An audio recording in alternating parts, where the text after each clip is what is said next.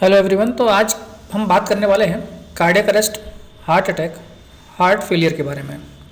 आज की क्लास सिर्फ मेरे स्टूडेंट्स के लिए नहीं है, उनकी फैमिली के लिए, उनके फ्रेंड्स के लिए और हर किसी के लिए है। अगर हम हार्ट डिसीज़ की बात करते हैं तो आज से 15-20 साल पहले ये एक एज रिलेटेड डिसीज़ हुआ करती थी कि 50 के बाद, 55, 60 के बाद हार्ट डिसीज़ होती हैं। लेकिन पिछले कुछ सालों से हम देख रहे हैं, कुछ महीनों से हम देख रहे हैं कि इवन 20+ जो बच्चे हैं उनको भी कार्डियक अरेस्ट हो रहा है, हृदय गति रुकने से उनकी मौत हो जा रही है with in 1 minute, 2 minute, 3 minute. तो डिफरेंस समझना ज़रूरी है कि कार्डियक अरेस्ट क्या है, हार्ट अटैक क्या है, हार्ट फेल क्या है। एक्चुअली न्यूज़पेपर में तीनों नाम लिखे हुए आते हैं, लेकिन ये अलग अलग डिसीज़ हैं, इनके सिम्टम्स अलग हैं और किसी में मोटिलिटी रेट बहुत ज़्यादा है, किसी में कम है। मोटिलिटी रेट मतलब होता है मृत्यु दर। तो समझेंगे आज इनके बारे में कि ये क्या होती हैं, इनमें क्या डिफरेंस है, क्या फ़र्क है। तो आज हम बात करेंगे cardiac arrest, heart attack, heart failure, coronary artery disease, angiography, angioplasty और CPR के बारे में। ये बेसिक इन्फॉर्मेशन आपको हम इनके बारे में देंगे और साथ ही साथ एक लाइफ सेविंग टेक्निक जिसको हम बोलते हैं CPR, कार्डियो पल्मोनरी रिससिटेशन, इसके बारे में भी इन्फॉर्मेशन देंगे, क्योंकि आज CPR आना हर किसी के लिए नेसेसरी है। जैसे कि हम ड्राइविंग करना या स्विमिंग करना, ठीक वैसे ही CPR है जो कि एक लाइफ सेविंग टेक्निक होती है, बेसिक लाइफ सपोर्ट के लिए हम यूज़ करते हैं। ये भी आना ज़रूरी है। बाद में एक डिफरेंट डिटेल्ड क्लास लेंगे, लेकिन इसके बारे में थोड़ी इन्फॉर्मेशन आज भी देंगे। तो हार्ट, ये सारी जो बीमारियां हैं वो हार्ट डिसीज़ हैं। तो हार्ट डिसीज़ पढ़ने के पहले, समझने के पहले हमको हार्ट के बारे में समझना ज़रूरी है। तो आज हम बात करेंगे एनाटमी यानी कि स्ट्रक्चर, हार्ट का स्ट्रक्चर कैसा क्या है और उसकी फिजियोलॉजी यानी कि वो काम किस तरीके से करता है।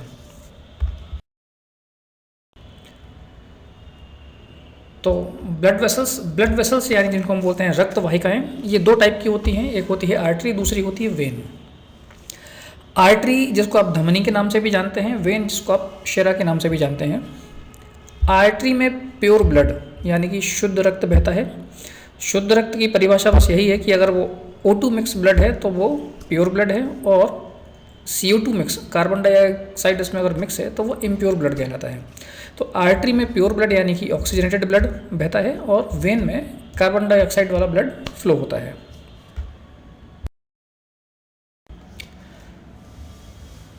जब भी आप कोई भी मेडिकल बुक्स देखेंगे या इनके बारे में पढ़ेंगे तो जो रेड कलर से ब्लड वेसल्स दिखाई जाती हैं या शो होती हैं वो आर्टरी होती हैं, और ब्लू कलर से जो दिखाई जाती हैं वो वेन होती हैं। फिर से बता देते हैं, आर्टरी में प्योर ब्लड यानी कि ऑक्सीजनेटेड ब्लड फ्लो होता है और वेन में डीऑक्सीजनेटेड या हम बोल सकते हैं carbon dioxide mix blood flow होता है। इन आर्टरी और वेन को एनास्टेमोसिस या जोड़ने वाली कुछ एकदम पतली वेसल्स होती हैं जिनको हम बोलते हैं कैपिलरी।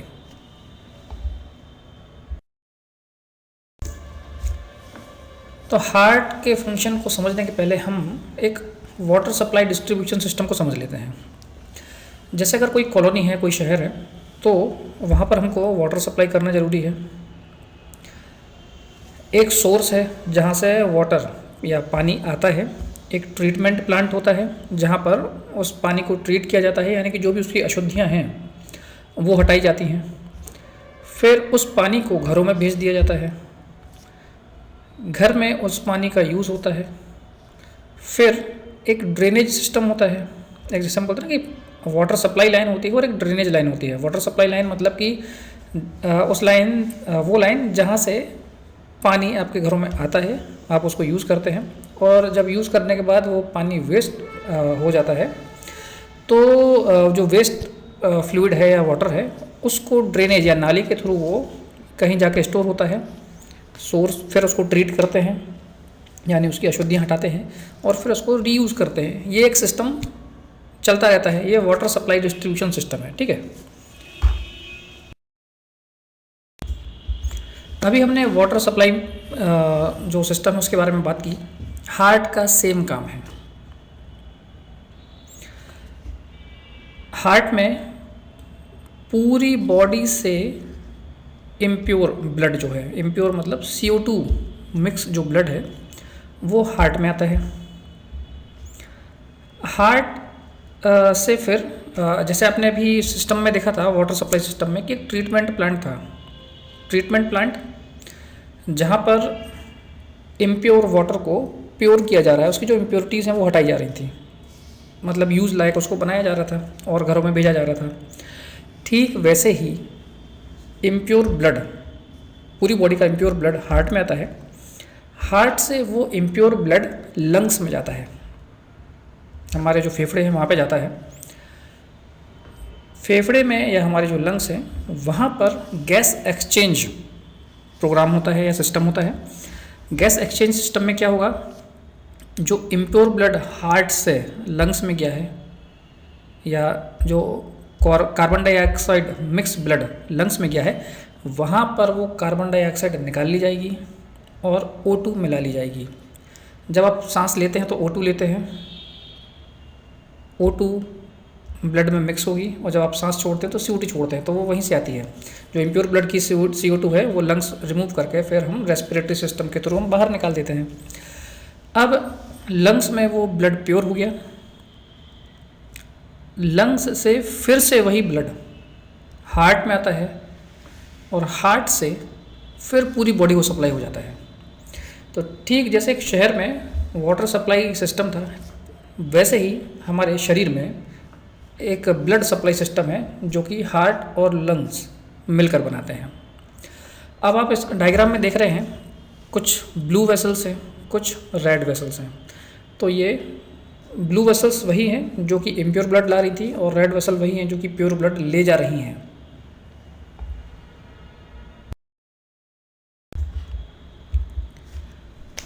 तो अब हम हार्ट को ओपन कर लेते हैं। हार्ट को ओपन करने पर हार्ट के अंदर 4 चैम्बर्स होते हैं। अब ये जो 4 चैम्बर हैं ये राइट और लेफ़्ट पार्ट में डिवाइड होते हैं। जैसे कि आप अगर अपने नोज़ के बारे में बात करें तो राइट नोस्ट्रल है और लेफ़्ट नोस्ट्रल है, इन दोनों के बीच में एक सेप्टम होता है या एक वॉल होती है जो कि लेफ़्ट और राइट को डिवाइड करती है। ठीक वैसे ही हार्ट में भी एक सेप्टम होता है जो कि राइट साइड हार्ट और लेफ़्ट साइड हार्ट को डिवाइड करता है। ध्यान दीजिए इसमें भी ब्लू और रेड कलर का यूज़ हुआ है। ब्लू CO2 मिक्स ब्लड है और रेड O2 मिक्स ब्लड के एरिया को दिखाता है।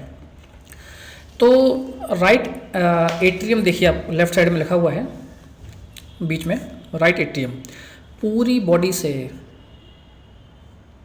CO2 मिक्स ब्लड सबसे पहले राइट एट्रियम में आता है। राइट एट्रियम के पीछे देखिए एक दो ब्लू कलर का जो पाइप नीचे से भी एक आ रहा है, एक ऊपर से भी आ रहा है, ये सुपीरियर और इन्फीरियर वेना केवा है।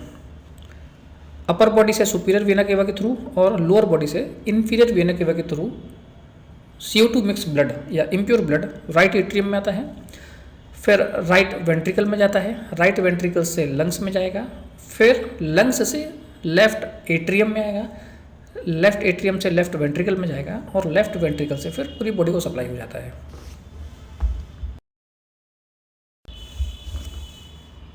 अब थोड़ा और डिटेल समझ लेते हैं। ये देखिए ये सुपीरियर वेना केवा है। अपर बॉडी से ब्लड कहाँ पे आ रहा है, राइट एट्रियम में। ठीक वैसे ही इन्फीरियर वेना केवा, इधर से ब्लड जा रहा है राइट एट्रियम में। उसके बाद ये जो वॉल्व है, एट्रियम से एक एरो दिख रहा है, ये ट्राइकस्पिड वॉल्व है। ट्राइकस्पिड वॉल्व एट्रियम और वेंट्रिकल के बीच में होता है, सॉरी राइट एट्रियम और राइट वेंट्रिकल के बीच में ट्राइकस्पिड वॉल्व है। इस ट्राइकस्पिड वॉल्व को हम AV वॉल्व यानी कि एट्रियो वेंट्रिकुलर वॉल्व, क्योंकि ये एट्रियम और वेंट्रिकुलर के बीच में होता है इसलिए इसे एट्रियो वेंट्रिकुलर वॉल्व भी बोलते हैं। ठीक है, फिर उसके बाद क्या हो रहा है, ये राइट वेंट्रिकल में ब्लड आ गया है। राइट वेंट्रिकल से ये पल्मोनरी वॉल्व के थ्रू कहाँ जा रहा है, पल्मोनरी आर्टरी है ना, पल्मोनरी आर्टरी, इसलिए वो ध्यान जोर दे रहा हूँ मैं क्योंकि आर्टरी में प्योर ब्लड जाता है, लेकिन यहाँ पर एक्सेप्शन है, अपवाद है। पल्मोनरी आर्टरी इम्प्योर ब्लड लेकर लंग्स में जा रही है, ये इधर पे राइट लंग्स और सॉरी हाँ राइट लंग और ये लेफ्ट लंग में चली जाती है, पल्मोनरी आर्टरी के थ्रू ब्लड चला गया। उसके बाद क्या हो रहा है, उसके बाद पल्मोनरी वेन्स, ये देखिए पल्मोनरी वेन है इधर पे और यहाँ पे भी पल्मोनरी वेन है। पल्मोनरी वेन के थ्रू ब्लड लेफ्ट एट्रियम में आता है, ये लेफ्ट एट्रियम है, लेफ्ट एट्रियम से लेफ्ट वेंट्रिकल में जाएगा, ये नीचे लेफ्ट वेंट्रिकल है। यहाँ पर लेफ्ट साइड में एट्रियम और वेंट्रिकुलर के बीच में जो वॉल्व है, ये एट्रियो वेंट्रिकुलर वॉल्व जो है, इसको माइट्रल वॉल्व भी बोला जाता है। कुछ कुछ डिसीज़ में वॉल्व भी रिप्लेस होते हैं, वॉल्व ख़राब हो जाते हैं जब, तो ये माइट्रल वॉल्व है। माइट्रल वॉल्व के बाद ये लेफ्ट वेंट्रिकल से एरोटिक वॉल्व, यहाँ से ब्लड जाता है एओर्टा में और फिर पूरी बॉडी को सप्लाई हो जाता है। तो ये हमारे हार्ट का फिजियोलॉजी है, ये हम बोल सकते हैं कार्डियक साइकिल है, इसको हम कार्डियक साइकिल भी बोलते हैं। ये जो ब्लड आया लेफ्ट राइट साइड में, राइट साइड से फिर ये लंग्स में गया, लंग्स से फिर लेफ्ट साइड में आया, फिर उधर से पूरी बॉडी को सप्लाई हो गया, ये जो पूरा प्रोसेस है इसको कार्डियक साइकिल बोलते हैं। और ये सिर्फ 0.8 सेकंड में कंप्लीट हो जाता है, 8 सेकंड भी नहीं, 0.8 सेकंड में ये पूरा प्रोसेस कंप्लीट हो जाता है।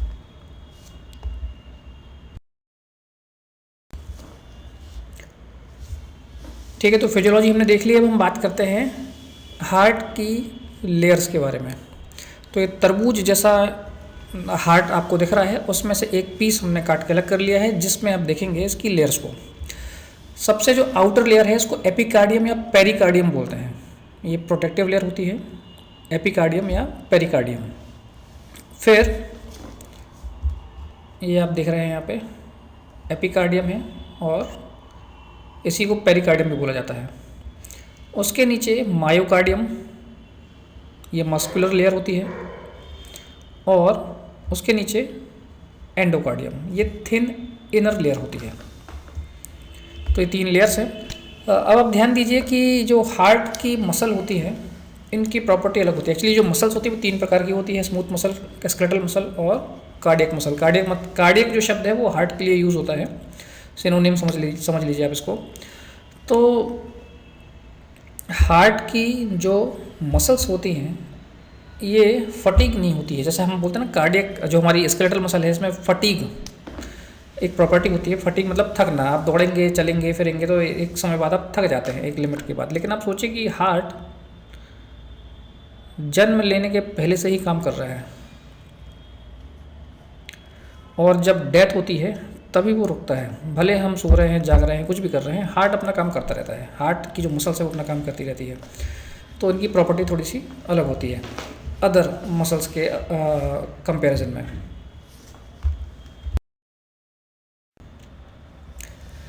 ठीक है, तो हमने एक वाटर सप्लाई सिस्टम समझा था। अब हम बात करेंगे इलेक्ट्रिकल सप्लाई सिस्टम के बारे में। ये भी ज़रूरी है हार्ट के बारे में समझने के लिए। तो सबसे पहले देखिए, ए एक पावर प्लांट है, बी एक ट्रांसफार्मर लगा हुआ है। पावर प्लांट में जो इलेक्ट्रिसिटी है वो जनरेट हो रही है, बन रही है, प्रोड्यूस हो रही है। उधर से कुछ वायर्स के थ्रू ट्रांसफार्मर, फिर टावर, फिर transmission sub station, distribution sub station, transformers, और उसके बाद हमारे घर पे आती है बिजली, जहाँ पे हम उसका यूज़ कर पाते हैं। ठीक है,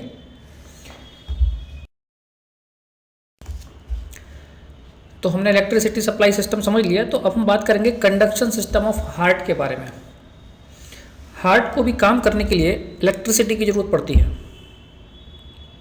ये जो हार्ट का पंपिंग एक्शन है, पूरी बॉडी से ब्लड कलेक्ट करना और फिर पंप करना लंग्स में या पूरी बॉडी में, इसके लिए इलेक्ट्रिसिटी की ज़रूरत होती है।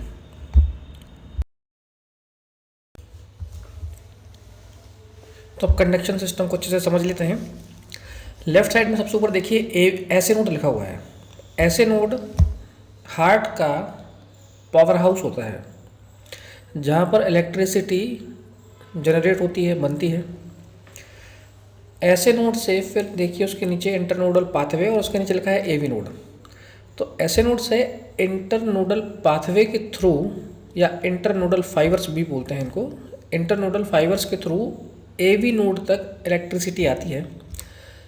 वहाँ से फिर ये electricity impulse bundle of his के थ्रू होते हुए पुरकिंजे फाइबर्स, जो नीचे जो वेंट्रिकल एरिया आपको दिख रहा है, जो नीचे के दो चैम्बर्स होते हैं ventricles, right ventricle left ventricle, यहाँ पर पुरकिंजे फाइबर्स होते हैं और ये इम्पल्स इन पुरकिंजे फाइबर के थ्रू ये मसल्स है इनको कॉन्ट्रैक्ट करने का काम करती है। मसल जब कॉन्ट्रैक्ट होते हैं तो आप ध्यान दीजिए कि एक जैसा बलून है, बलून में हमने पानी भरा और उसको पिचका दिया तो पानी ऊपर की तरफ निकल जाता है। ठीक वही काम यहाँ पे हो रहा है वेंट्रिकल्स में। वेंट्रिकल्स में कॉन्ट्रैक्शन होता है और जो ब्लड इसमें फिल है, ये राइट साइड का जो वेंट्रिकल है वहाँ का ब्लड चला गया है लंग्स में, और लेफ्ट साइड का जो वेंट्रिकल है वहाँ का ब्लड चला जाता है पूरे बॉडी में। अब बात करते हैं हार्ट साउंड के बारे में। आपने ध्यान दिया होगा कि आपके हार्ट से एक साउंड क्रिएट होता है, लव डब, इस प्रकार का एक रिदम में हार्ट साउंड आता है। हार्ट साउंड 4 प्रकार के होते हैं, जिनमें से फर्स्ट और second heart sound clearly Audible होता है, जो हमको क्लियरली सुनाई पड़ता है।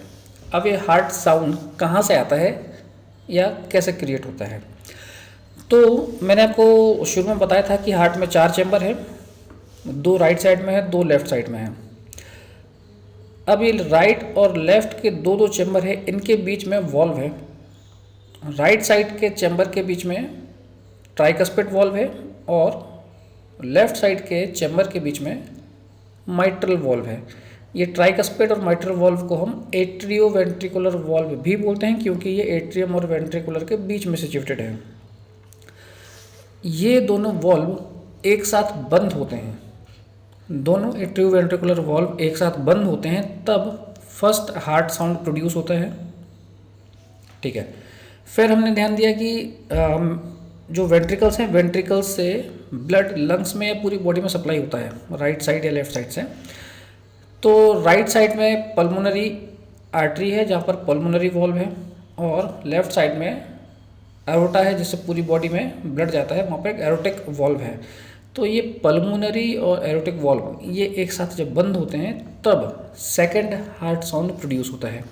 ये पल्मोनरी और एरोटिक वॉल्व को हम सेमी ल्यूनर वॉल्व भी बोलते हैं। ठीक है, एट्रियम वेंट्रिकुलर के बीच में जो वॉल्व सिचुएटेड है वो कहलाता है atrio ventricular valve. Pulmonary artery और एरोटा में जो वॉल्व सिचुएटेड है उसको हम बोलते हैं सेमी ल्यूनर वॉल्व। इनके क्लोज होने पर हार्ट साउंड प्रोड्यूस होता है।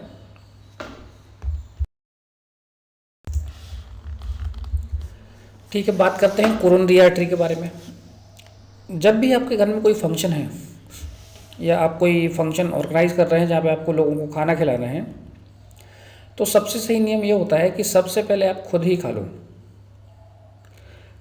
वो इसलिए ताकि आप में एक एनर्जी बनी रहे, आप थके ना, और जितने भी गेस्ट आपके यहाँ पे आए हुए हैं आप उनको आराम से खिलाते रहें लास्ट तक बिना थके हुए, नहीं तो आप बीच में थक जाएंगे। वही सिस्टम यूज़ होता है हार्ट में। जब लेफ्ट वेंट्रिकल से एरोटा के थ्रू पूरी बॉडी को ब्लड सप्लाई होता है, तो एरोटा के शुरुआत में ही सबसे पहले 2 ब्रांच निकलती हैं, right coronary artery, left coronary artery, जो कि हार्ट को ही ब्लड सप्लाई करती है। एक्चुअली हार्ट को भी काम करने के लिए ऑक्सीजन की रिक्वायरमेंट है, तो जो ऑक्सीजनेटेड ब्लड है या प्योर ब्लड है सबसे पहले हार्ट को सप्लाई करता है। हार्ट में आपने देखा था 3 लेयर है, जिसमें मिडिल लेयर है मायोकार्डियम, मस्कुलर लेयर है। मायो जो शब्द है वो मसल्स के लिए यूज़ होता है, तो मायोकार्डियम मस्कुलर लेयर है हार्ट की।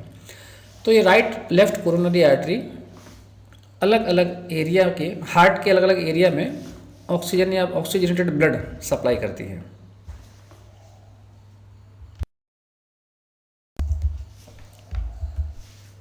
कार्डियक साइकिल जिसमें ब्लड हमारे हार्ट के थ्रू फ्लो होता है, इसमें 2 फेज होते हैं, एक होता है डायस्टोल, दूसरा होता है सिस्टोल। डायस्टोल रिलैक्सिंग पीरियड है। रिलैक्सिंग पीरियड मतलब वॉल्व खुलते हैं, एट्रियोवेंट्रिकुलर वॉल्व खुलते हैं और एट्रियम से ब्लड वेंट्रिकल में आता है। वेंट्रिकल जो मसल्स हैं वो रिलैक्स करती है। सेकंड जो फेज है वो होता है सिस्टोल।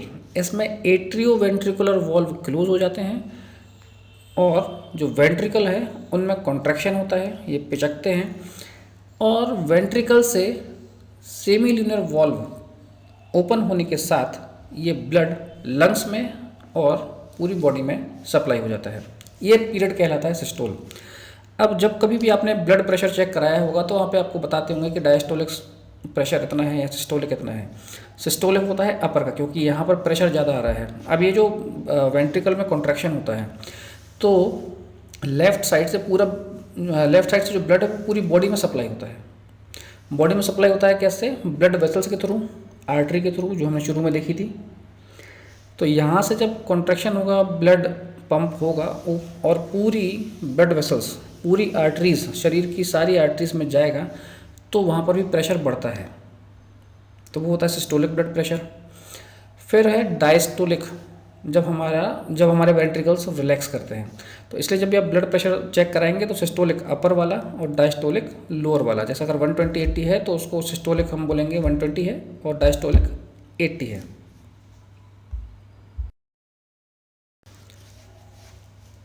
तो कुछ बेसिक टर्मिनोलॉजी हमने समझ ली है। अभी हम थोड़ा सा लोकेशन देख लेते हैं। ये हार्ट है बीच में, राइट लंग, लेफ्ट लंग, और अच्छे से देख लेते हैं। हार्ट से जो हमारी आर्टरीज और वेन्स निकली हुई हैं, इसमें आप ध्यान देंगे तो आपको सुपीरियर और इन्फीरियर वेन केवा भी क्लियर दिख रही है। नेक से देखिए वेन आई हुई है, फिर हमारे शोल्डर है, हमारे आर्म्स के थ्रू भी वेन आई हुई है, ये सुपीरियर वेना केवा में मिल रही है। उसके बाद नीचे देखेंगे इन्फीरियर वेना केवा जो ब्लू कलर से दिख रही है। यहाँ से लोअर बॉडी से ब्लड या इम्प्योर ब्लड हमारे हार्ट में आता है। फिर वैसे ही देखिए आपकी जो आर्च ऑफ आयोटा है, इधर से भी रेड कलर की वेसल्स हमारे नेक के थ्रू हेड में जा रही है और शोल्डर के थ्रू हमारे आर्म्स में जा रही है, साथ ही साथ नीचे भी जा रही है। तो ऐसे ब्लड हमारे हार्ट में आता है और हार्ट से वापस जाता है। और लंग्स में देखेंगे आप, लंग्स में भी कितने आर्टरीज और वेन हैं। राइट साइड से ब्लड पंप होकर हमारे लंग्स में जा रहा है पल्मोनरी आर्टरीज के थ्रू, और पल्मोनरी वेन के थ्रू लंग्स से ब्लड हार्ट में आता है।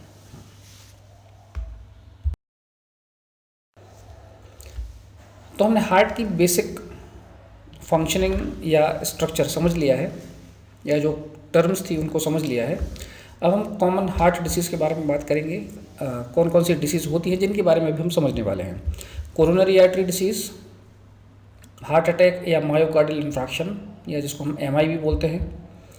कंजेस्टिव कार्डियक फेलियर, जिसको सीसीएफ कंजेस्टिव कार्डियक फेलियर या सीएचएफ कंजेस्टिव हार्ट फेलियर भी कहा जाता है। Cardiac arrest.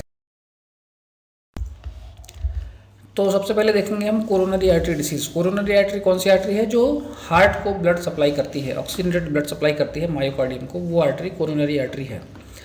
राइट और लेफ्ट हमने देखी थी। अब हार्ट में होता क्या है, ये हमारी जो कोरोनरी आर्टरी है इसमें प्लेक डिपोजिशन होता है। प्लेक डिपोजिशन जैसे हम बोलते हैं ना कि आपने कभी सुना होगा कि कोलेस्ट्रॉल बढ़ रहा है, हार्ट में थक्का जम रहा है या ब्लड फ्लो सही से नहीं हो रहा है, ये वही कंडीशन होती है।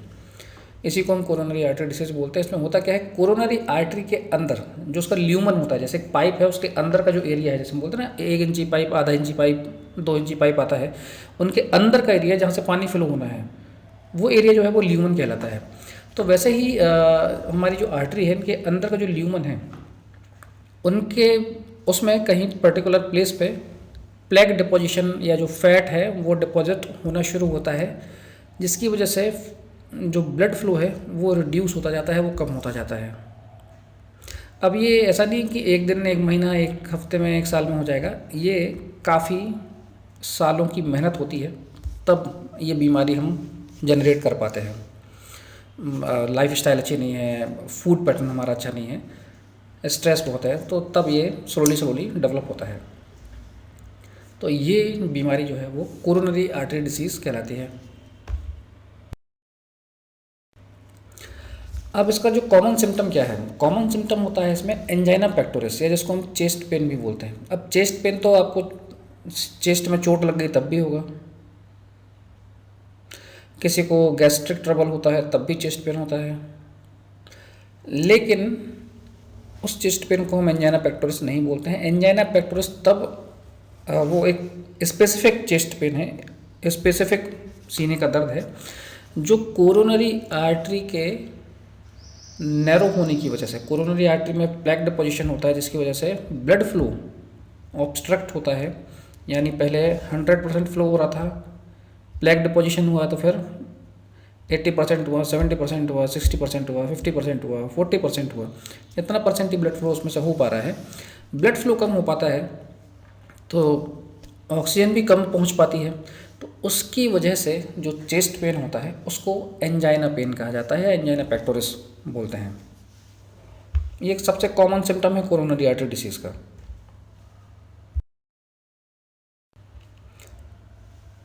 अब कोरोनरी आर्टरी डिसीज़ का पता लगाने के लिए क्या किया जाए, तो हम कराते हैं एंजियोग्राफी।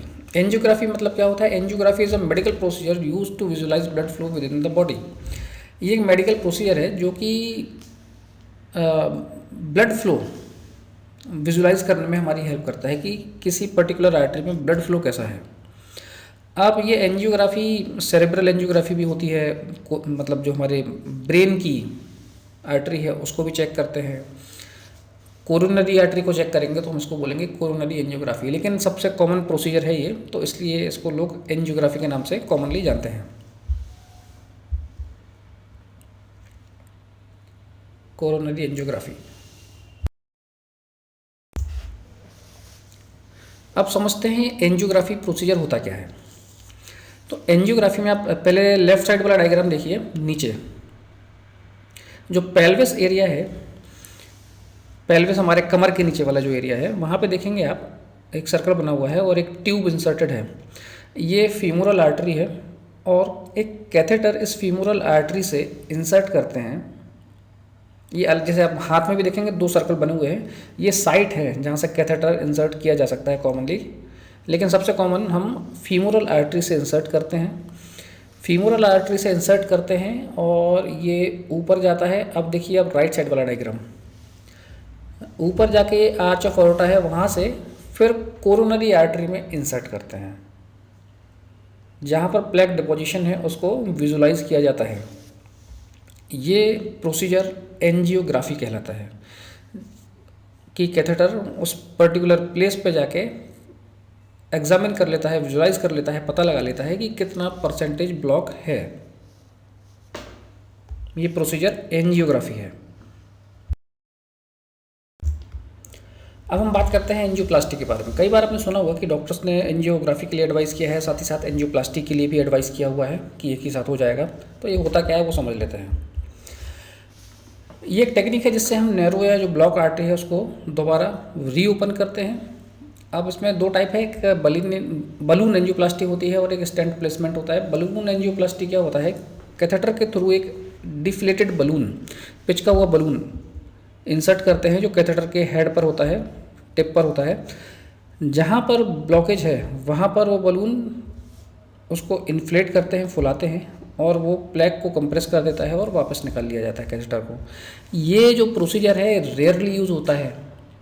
रेयरली क्यों यूज़ होता है, क्योंकि जब भी एंजियोप्लास्टी करते हैं या जहाँ पर प्लैक डिपोजिशन है तो वहाँ पर स्टेंट प्लेसमेंट किया जाता है। कभी कभी या कुछ ऐसी कंडीशन हैं पर्टिकुलर पेशेंट के साथ में कि स्टेंट प्लेसमेंट पॉसिबल नहीं है, तब सिर्फ हम बलून एंजियोप्लास्टी करते हैं, नहीं तो वहाँ पर स्टेंट प्लेसमेंट किया जाता है।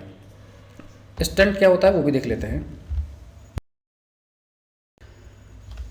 ये देखिए सबसे ऊपर जो डायग्राम है ये कोरोनरी आर्टरी है या जहाँ पर भी प्लैक डिपोजिशन है। हम हार्ट के बारे में बात कर रहे हैं तो उसको कोरोनरी आर्टरी ही बोलते हैं। तो कोरोनरी आर्टरी सबसे ऊपर है, वहाँ पर आप देखिए जो येलो कलर का दिख रहा है आपको, ये फैट डिपोजिशन या जो प्लैक है वो है। ये कैथेटर वहाँ तक पहुँच गया है, डिफ्लेटेड बलून है यानी पिचका हुआ बलून है और क्लोज स्टेंट है। अब देखेंगे सेकंड डायग्राम। यहाँ पर इन्फ्लेटेड बलून, जो बलून है सबसे अंदर है, उसके ऊपर स्टेंट रहता है, तो हम बलून जैसे ही फुलाते हैं तो वो स्टेंट भी अपनी पोजीशन में आ जाता है यानी एक्सपेंड हो जाता है। एक्सपेंड जब हो जाता है तब बलून को डिफ्लेट करके वापस खींच लिया जाता है। सबसे नीचे वाला डायग्राम देखिए, तो वहाँ पर स्टेंट जो है वो प्लेस हो गया है, उसने प्लेग को कंप्रेस कर दिया है, कैथेटर बाहर चला गया है वापस, और जो ब्लड फ्लो है वो इंक्रीज़ हो गया है या मेंटेन हो गया है। ये होता है एंजियोप्लास्टी या stent placement.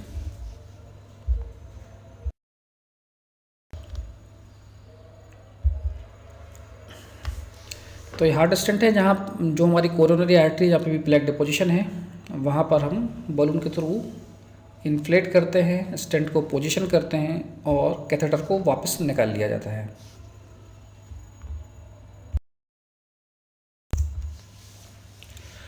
Coronary artery disease हमने समझ लिया है। उसके बाद नेक्स्ट जो स्टेज है मायोकार्डियल इन्फ्रैक्शन, या इसी को आप हार्ट अटैक के नाम से भी जानते हैं।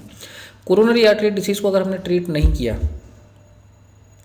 अगर जो आर्टरी का ब्लॉकेज है वो रिमूव नहीं किया, तो क्या होगा, नेक्स्ट जो डिसीज़ होने वाली है वो है हार्ट अटैक या मायोकार्डियल इन्फाक्शन। इन्फ्रैक्शन मायोकार्डियम से लिया गया है। मायोकार्डियम हार्ट की मिडिल लेयर है। इन्फ्रैक्शन मतलब होता है टिश्यू डेथ। अब ये क्यों हो रहा है? कोरोनरी आर्टरी ऑक्सीजनेटेड ब्लड लेकर हार्ट की मसल्स को सप्लाई करती है। कोरोनरी आर्टरी में ब्लॉक हुआ, नैरो हुआ, इसकी वजह से ब्लड सप्लाई ऑब्स्ट्रक्ट होगी, और जहाँ पर भी वो ब्लड जा रहा था या वो आर्टरी, कोरोनरी आर्टरी ब्लड भेज रही थी, ऑक्सीजनेटेड ब्लड, वहाँ तक वो ब्लड नहीं पहुँचेगा या कम पहुँचेगा। तो धीरे धीरे क्या होगा, उस पर्टिकुलर टिश्यू जहाँ पे ब्लड नहीं पहुँच पा रहा है, वो टिश्यू डैमेज होना शुरू होंगे और फिर परमानेंट डैमेज होते हैं, जिसको हम बोलते हैं इन्फ्रैक्शन, या वो टिश्यू डेथ हो जाती है। इस कंडीशन को हम हार्ट अटैक बोलते हैं।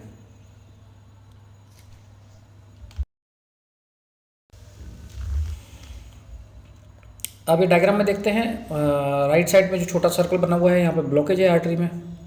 फिर नीचे देखें, ये मसल डैमेज अलग दिख रहा है, मसल्स का कलर अलग है, और जो जहाँ पर ब्लड नहीं पहुँच पा रहा था, ऑक्सीजन नहीं पहुँच पा रही थी, वहाँ पर कलर अलग है।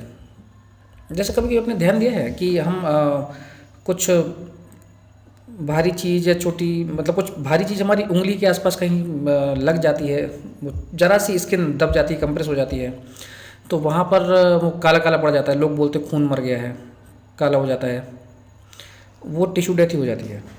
ठीक वही कंडीशन यहाँ पर हो रही है हार्ट में। मसल डैमेज हो जाती हैं, मसल जो टिश्यूज़ है वो डेड हो जाते हैं, इन्फ्रैक्ट हो जाती है, मायोकार्डियम इन्फ्रैक्ट हो जाती है। ये कंडीशन जो है वो हार्ट अटैक कहलाती है।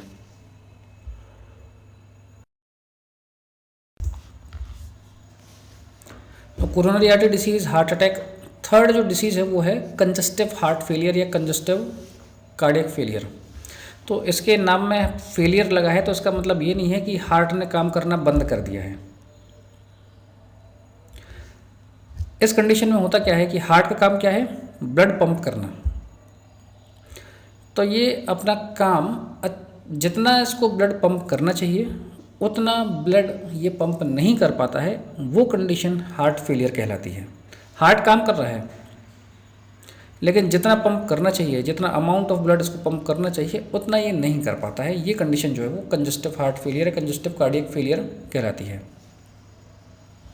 अब इसमें बहुत वैरायटी, जितने भी मैं आपको ये डिसीज़ बता रहा हूँ, ये एक्चुअली बहुत बड़े बड़े टॉपिक हैं, लेकिन मैं आपको शॉर्ट में समझा रहा हूँ ताकि आपको बस इनकी इन्फॉर्मेशन मिल पाए।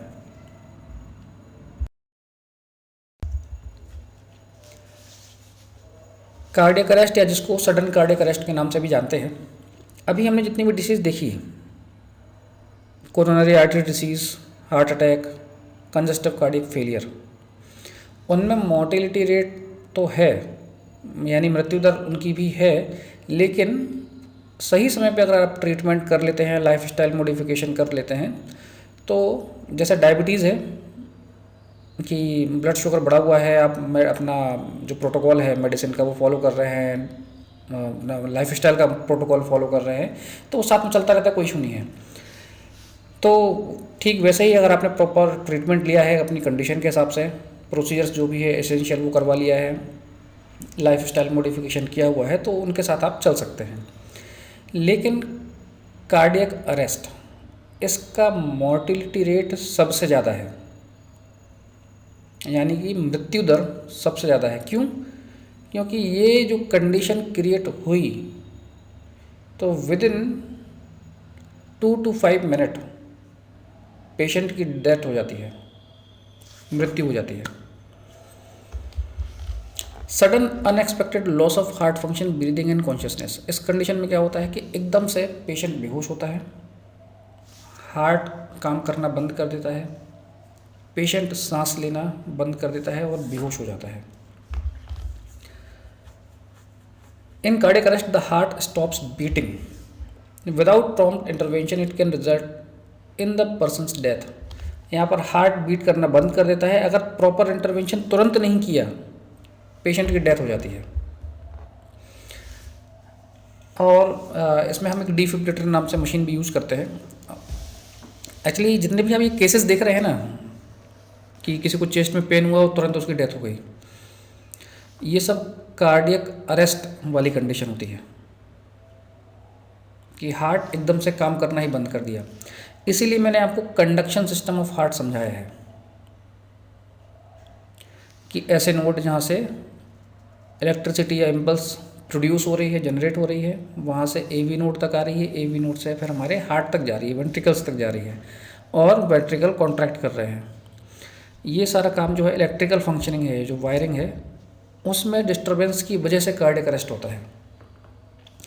डिफिब्रिलेटर एक इंस्ट्रूमेंट होता है जिसको आप शॉक मशीन के नाम से भी जानते होंगे, शायद आपने कभी टीवी मूवी में देखा होगा कि पेशेंट कोई सांस नहीं लेता है तो उसके चेस्ट पे 2 प्लेट रख के शॉक देते हैं, करंट देते हैं, क्योंकि ये इलेक्ट्रिकल या जो वायरिंग या इलेक्ट्रिकल इम्पल्स का इशू होता है जिसकी वजह से कार्डियक अरेस्ट आता है।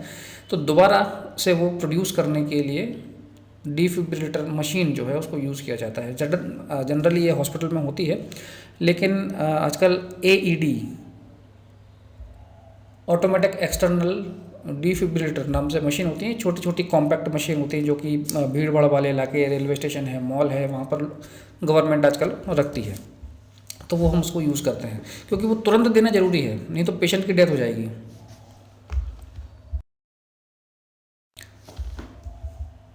ये डिफिब्रिलेटर है, इसमें कुछ करंट, पहले जब हॉस्पिटल में था तो करंट हमको सेट करना पड़ता था। अब आजकल ऑटोमेटिक मशीन आ गई है, वो अपने हिसाब से रीड करके कितना करंट देना है वो दे देते हैं। डिफिब्रिलेटर जो मशीन होती हैं ये करंट डिलीवर करती हैं और कंडक्शन सिस्टम को रीस्टोर करने का काम करती है। एग्जैक्ट प्रोसेस क्या है अभी ये अननोन है, नहीं मालूम है, लेकिन ये कंडक्शन सिस्टम को रीस्टोर करने का काम करती है बिजली के झटके से। और इसमें ध्यान देना है कि जब भी पेशेंट को शॉक दिया जाए तो ये जो प्लेट्स है इनमें हम ECG, एक जेल होता है, जब आप सोनोग्राफी करवाने जाते हैं तब भी आपने देखा होगा, इलेक्ट्रोकंडक्टिव जेल बोलते हैं। ECG जेल लगाना ज़रूरी है। अगर आपने वो नहीं लगाया, पेशेंट की स्किन पे लगा के शॉक दिया तो पेशेंट की स्किन बर्न हो जाएगी। तो ECG जेल लगाएं, उसके बाद ही शॉक दें, क्योंकि वो इलेक्ट्रोकंडक्टिव जेल है, वो जो इलेक्ट्रिसिटी है या इम्पल्स है उसको कंडक्ट करके बॉडी तक पहुंचाएगा। अगर ऐसा नहीं करेंगे तो पेशेंट बर्न हो सकता है, जल सकता है। अब थोड़ा डिफरेंस देख लेते हैं कार्डियक अरेस्ट और हार्ट अटैक के बारे में, क्योंकि काफ़ी कंफ्यूजिंग नाम लगते हैं न्यूज़पेपर की वजह से। कार्डियक अरेस्ट क्या है, लेफ्ट साइड में देखेंगे, यहाँ पर इर्रेगुलर हार्ट रेट होता है।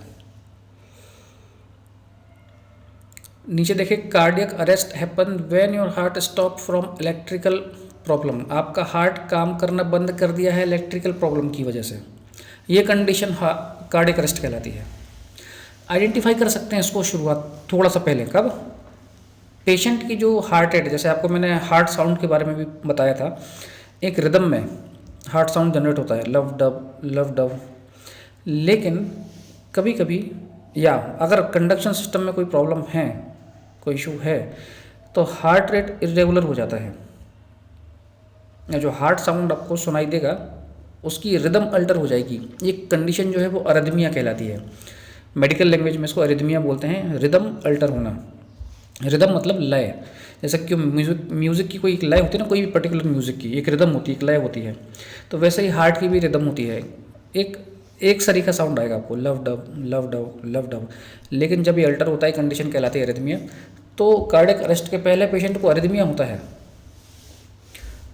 तो ये जानना ज़रूरी है, क्योंकि आप वहाँ पे पेशेंट की पल्स लेके या हार्ट साउंड सुन के सम आइडेंटिफाई कर सकते हैं कि पेशेंट को अरिदमिया हो रहा है, हो सकता है कार्डियक अरेस्ट हो इसको।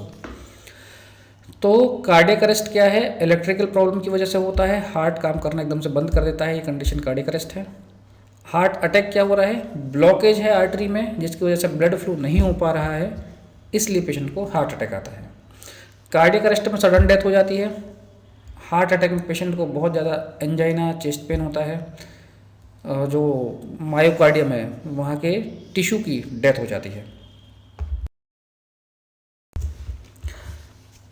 तो अगर हम सोचें कि हार्ट एक बिल्डिंग है, एक घर है, मकान है, तो कार्डियक अरेस्ट जो कंडीशन है वो एक इलेक्ट्रिकल प्रॉब्लम है। Cardiac arrest is an electrical problem, कि भाई जब इलेक्ट्रिसिटी आएगी तब तो हार्ट बीट करेगा। इरेगुलर हार्ट बीट हो रही है, मतलब जैसे बोलते हैं ना कि कई बार ये लाइट लुक जब होती है, यानी कि सही से लाइट नहीं आ रही है, तो एक इलेक्ट्रिकल प्रॉब्लम है। तो इरेगुलर हार्ट बीट, जैसे यहाँ पे लाइट लुक जब होगी, वैसे ही हार्ट बीट जो है वो अल्टर होगी, उसका रिदम अल्टर होगा, इरेगुलर हार्ट बीट होगी। तो आप समझें कि ये कंडक्शन सिस्टम से रिलेटेड प्रॉब्लम है, इलेक्ट्रिसिटी से रिलेटेड प्रॉब्लम है। वहीं राइट साइड में अगर आप देखें कि हार्ट अटैक जो है वो प्लम्बिंग प्रॉब्लम है। कभी कभी आपके नल में पानी जो है वो फोर्स के साथ नहीं आता है। आप कभी टंकी की सफाई कर रहे हैं, आपने बंद कर दिया, उसमें एयर चली गई, अब पाइप लाइन में बीच में कहीं एयर है, आपने ऊपर से ऑन कर दिया, लेकिन नल में पानी फोर्स के साथ नहीं आता है।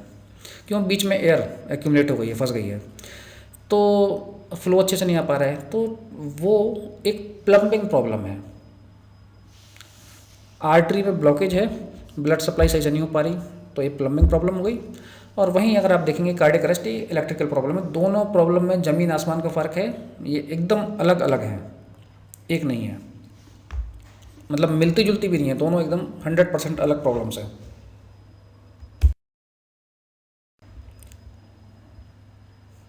ठीक है, तो अगर हम हार्ट के बिल्डिंग के एग्जांपल्स हमने लिया, वैसे अगर आप देखेंगे तो कार्डियक अरेस्ट जो है वो इलेक्ट्रिकल प्रॉब्लम है, हार्ट अटैक जो है वो सर्कुलेशन प्रॉब्लम है, ब्लड सर्कुलेशन में प्रॉब्लम हो रहा है यहाँ पे।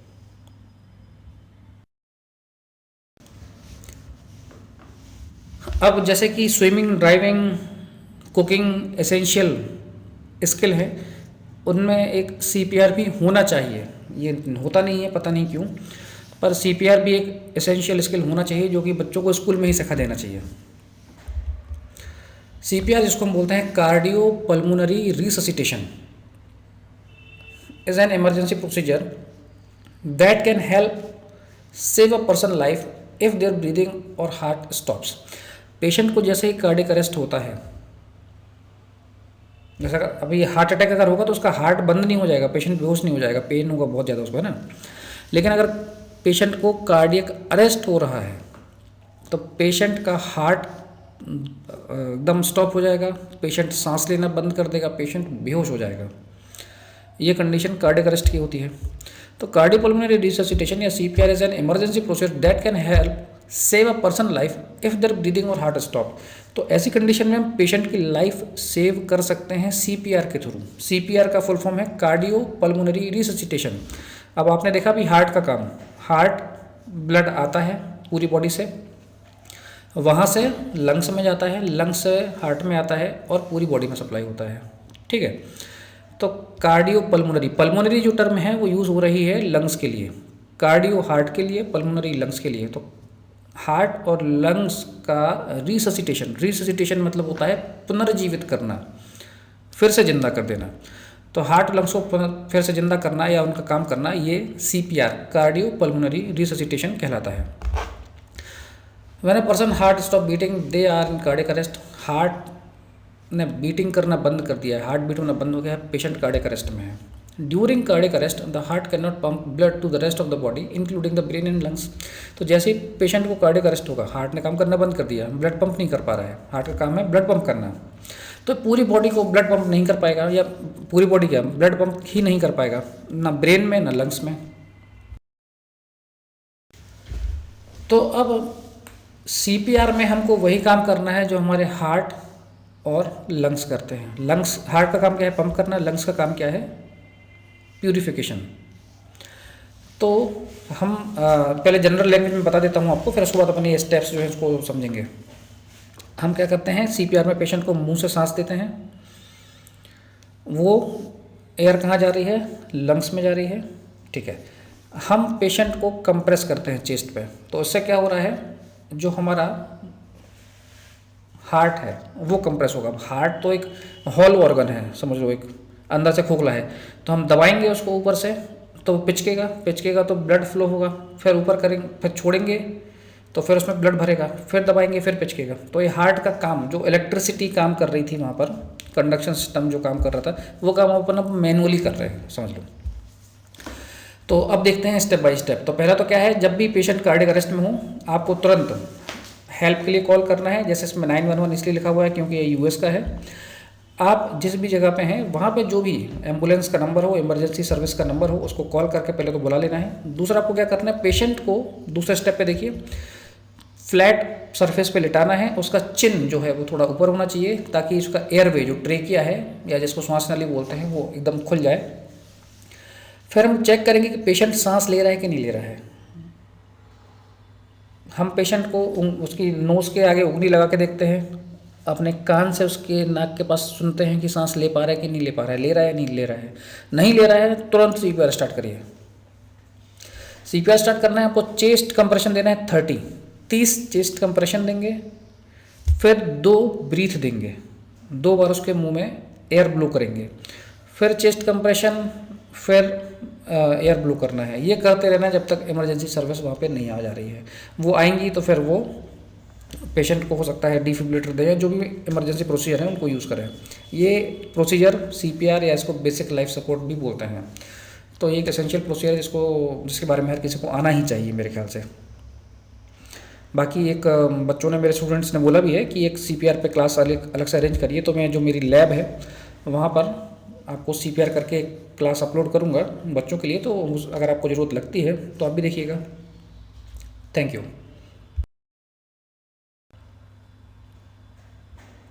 जल्दी बोल दिया मैंने, अभी बोलना था। Thank you.